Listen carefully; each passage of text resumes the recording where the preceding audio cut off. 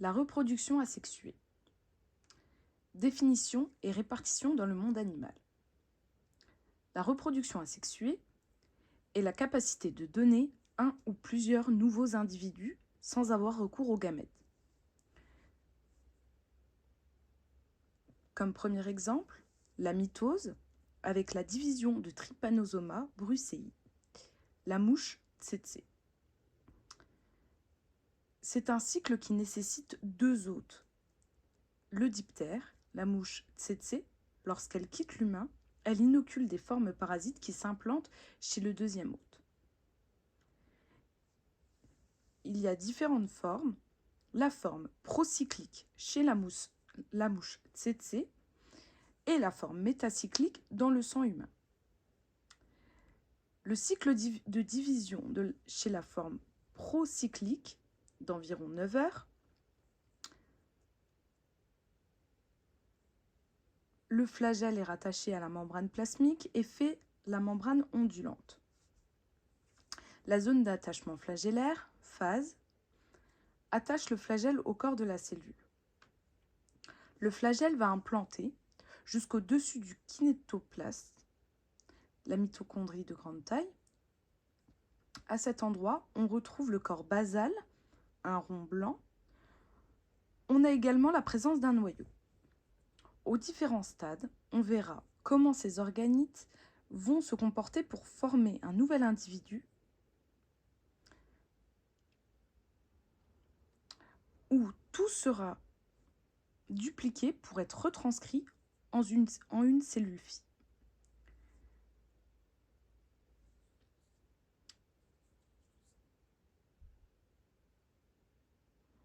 Il existe plusieurs stades. Un premier stade, un deuxième stade, où le flagelle est le premier élément qui se duplique de même que le corps basal, un troisième stade, avec la duplication du kinétoplaste, le stade 4, les structures se déplacent, et le stade 5, il y a cytodiérèse qui sépare les deux individus. Ceci prend environ 9 heures pour former un nouvel individu. Remarque, l'enveloppe nucléaire ne disparaît pas pendant la phase M.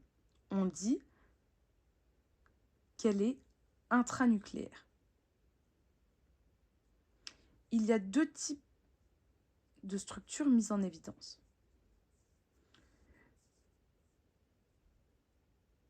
Une immunolocalisation avec l'utilisation d'un anticorps contre la tubuline.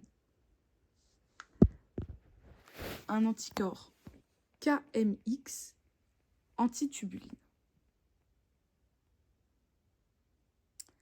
Droite, la fusion des deux images, pas de figure avec des chromosomes parfaitement condensés, un fuseau bien formé, c'est une mitose particulière où une enveloppe nucléaire reste intacte. Le DAPI colore l'ADN nucléaire.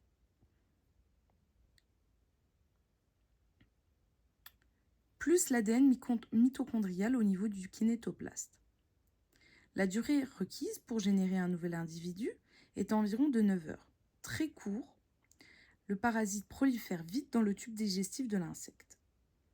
Le fuseau est ici intranucléaire. Il n'y a pas de rupture de l'enveloppe nucléaire pendant la phase M. La division binaire d'une paramécie, protozoaire cilié, à deux noyaux, macronucléés et micronucléés. Lorsque la paramécie se divise par division binaire, elle donne deux individus. Mais les noyaux ne subissent pas le même phénomène. Macroamitose, séparation en deux du noyau, sans que ce soit une mitose avec les phases classiques. Mitose normale. On aboutit à deux paramécies qui auront chacune le macronucléé et le micronucléé. La conjugaison, qui est un rappel car c'est une reproduction sexuée, on a deux paramécies qui s'accolent par leur face orale. Le macro dégénère pendant que le micro se divise. Le microbe procède à la méiose. À l'issue des 2 divisions de méiose, il aboutit à 4 noyaux haploïdes, dont 3 dégénèrent. Le noyau restant se divise. Un des 2 noyaux fils passe dans l'autre, paramécie. 2 noyaux fusionnent, les paramécies se séparent complètement. Le noyau se divise plusieurs fois, 3 fois, pour aboutir à 8 macronucléés. Les 4 autres sont micronucléés. Et en H, la paramécie se divise. Il n'y a qu'un seul micronucléé qui persiste. Le cycle de reproduction. Un cycle haplobiontique. Les individus passent la plupart du temps à l'état haploïde. Le cycle diplobiontique. Les individus passent pour la plupart du temps à l'état diploïde. Et le cycle haplo-diplobiontique, répartition équitable entre les 2 formes.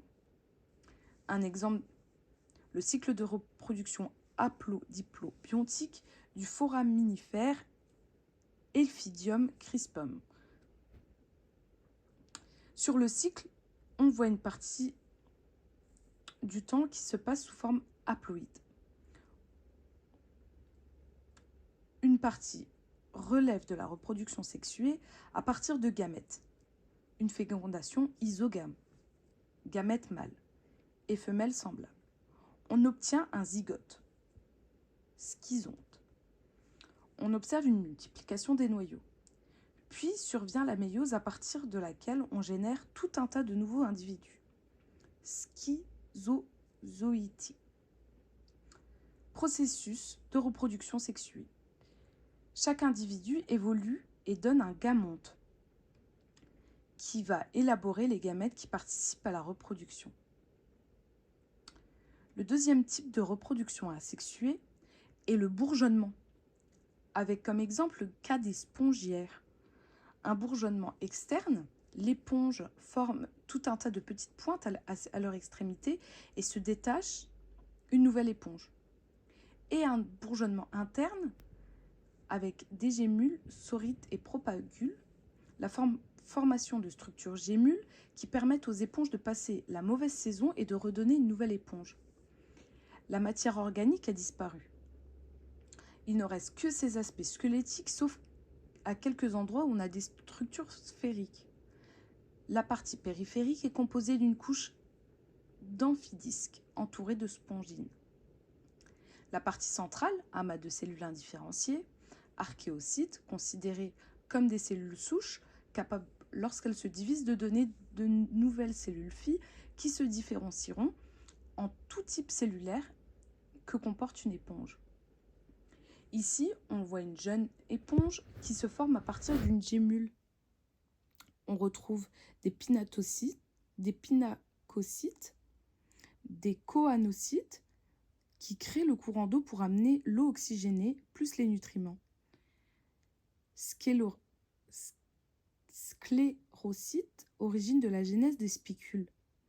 Archéocytes, les cellules indifférenciées, cellules de transport, des cellules qui permettent d'avoir l'immunité innée, des cellules de type collencyte.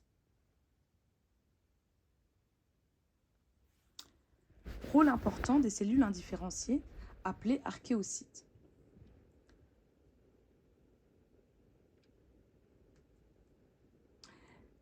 L'étude d'expression du gène PIWI-A messager qui est mis en évidence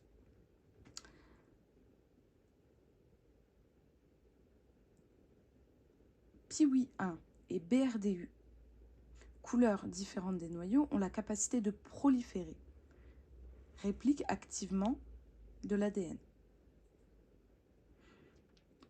Cas des cnidaires.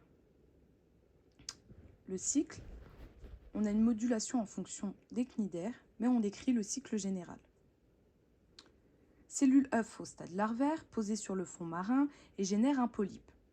Ce dernier va être capable de reproduction asexuée par bourgeonnement et donne un individu ou peut donner par bourgeonnement aussi la méduse, forme sexuée. Celles qui ont des gonades et produisent des gamètes pour la fécondation. Classification. Hydrozoaire, hydre que sous forme polype, Obelia. Scyphozoaire, Aurelia. Cubozoaire, Anthozoaire, Octoralière. Organisation de l'hydre. La tête, les tentacules plus la bouche, une plus grande partie du corps, colonne gastrique, le pied à la base, diploblastique, possède un ectoderme et un entoderme, bud, zone où on effectue le bourgeonnement. On a différentes molécules. Organisation de la tête.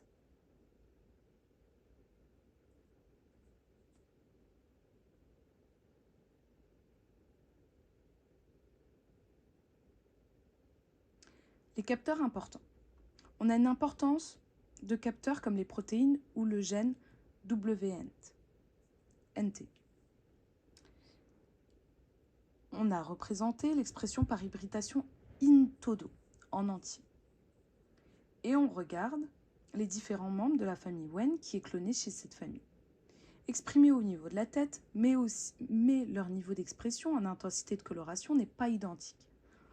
On a des patterns d'expression qui varient un peu. Mais globalement, ils sont tous présents dans la zone. Au niveau du bourgeon qui se forme, on retrouve l'expression de WENT2. L'hydre plus avancé, en termes de développement, on a l'expression de WENT3.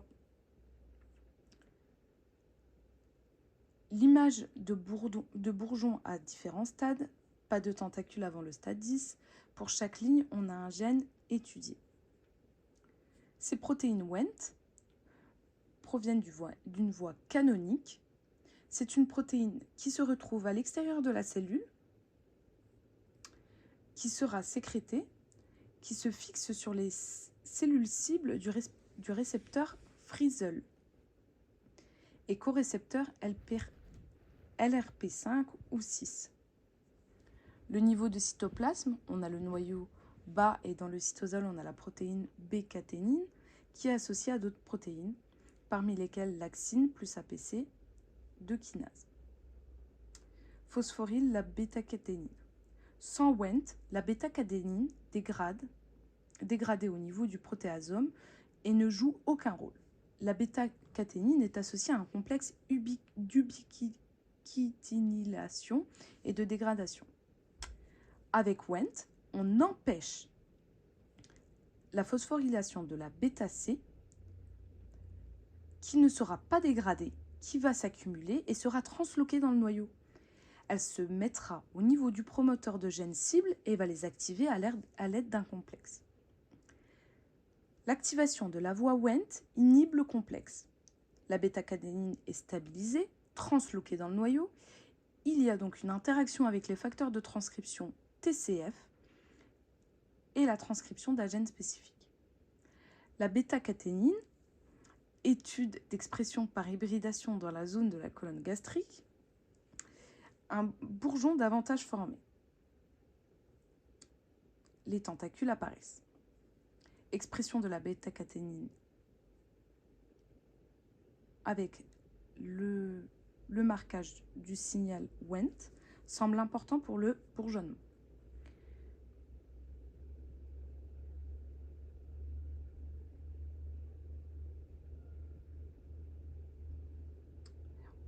On en conclut donc une importance de WENT dans la régénération de l'hydre.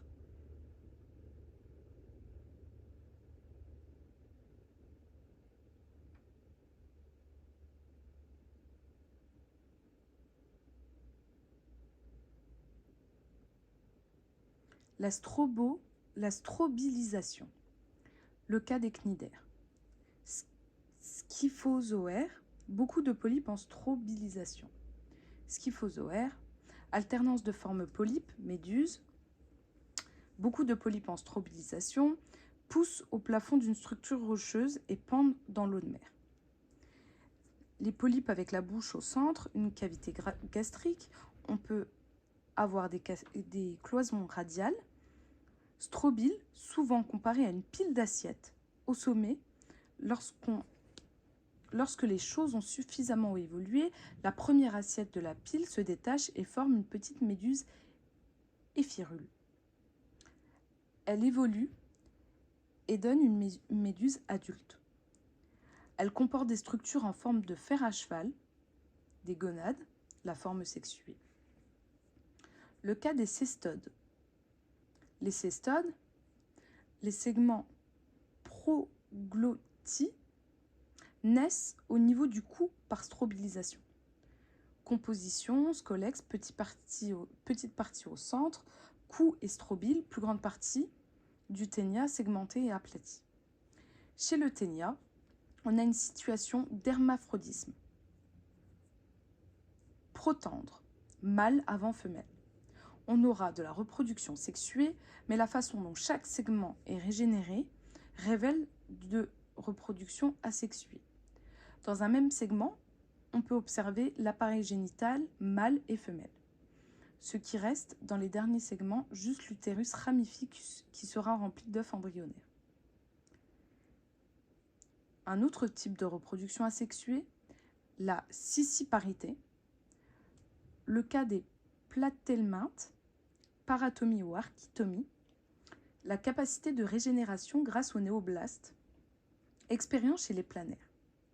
Mêmes cellules qui peuvent contribuer à la régénération ou à la scissiparité. Néoblastes.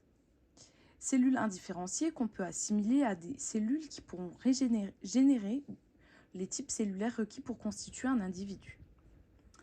Planaire, la région céphalique avec les yeux, et la phase ventrale, pharynx dévaginal plus orifice génital. L'expérience chez les planaires, on sectionne une planaire à différents niveaux et on observe la régénération. La coupe arrière de la tête régénère la partie arrière manquante, l'arrière du pharynx aussi, après le pharynx, la tête et les parties postérieures. Un segment donne 2 têtes, hétéromorphes. Ce sont les néoblastes qui sont les cellules impliquées.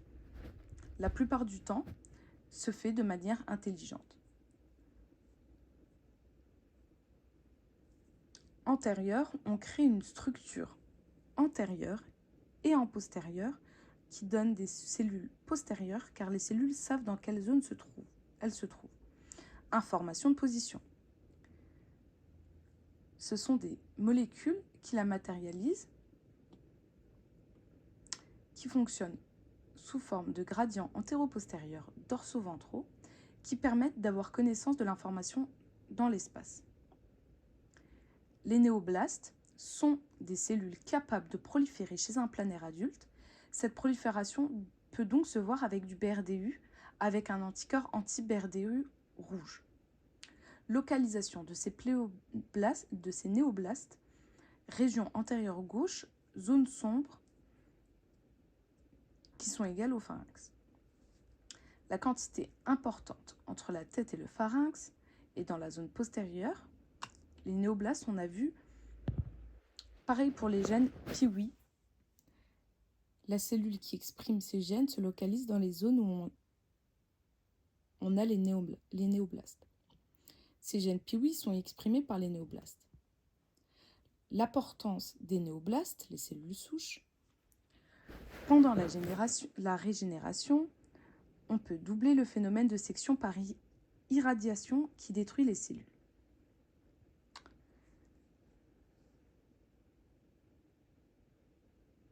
Les cellules postérieures migrent sectionnées en antérieur et colonisent la zone irradiée. Elles donnent le blastème de régénération. Le début de la structure, la migration de néoblastes avec le gène PIWI font qu'elles sont donc capables de migrer pour rejoindre la zone sectionnée. On a fait une expérience de greffe avec irradiation puis amputation. On prend une planaire irradiée et une non irradiée. On prend la zone en avant du pharynx.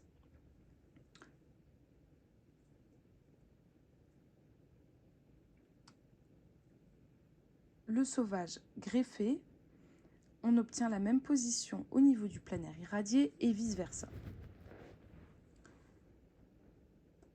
Le fait de réintroduire les néoblastes redonne la capacité de régénération qui a été perdue pendant l'irradiation. 7 jours après transplantation, les néoblastes se localisent dans la zone greffée, puis s'étendent et commencent à migrer vers la zone sélectionnée. Quand on regarde avec un anticorps, l'histone H3P, pour les cellules qui prolifèrent,